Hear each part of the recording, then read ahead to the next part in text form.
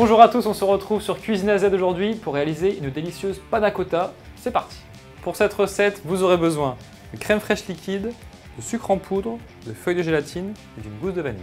Alors la première chose à faire pour cette recette de panna cotta, ça va être de réhydrater nos feuilles de gélatine dans de l'eau froide, forcément, dans de l'eau chaude.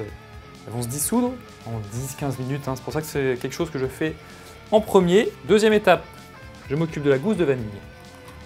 On va l'ouvrir en deux et on va ensuite venir gratter tout ce qu'elle contient. On ne perd rien, on va garder la gousse de vanille, on va mettre dans la casserole. Et enfin, on va rajouter la crème liquide,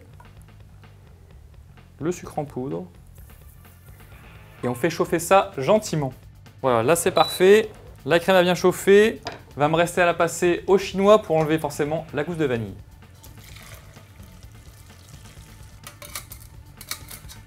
Alors ensuite, nouvelle étape, on va récupérer nos feuilles de gélatine qu'on va essorer dans le creux de la main. Je l'ajoute directement dans la préparation, pas besoin d'être très chaud, même si c'est tiède. Ça va se dissoudre gentiment.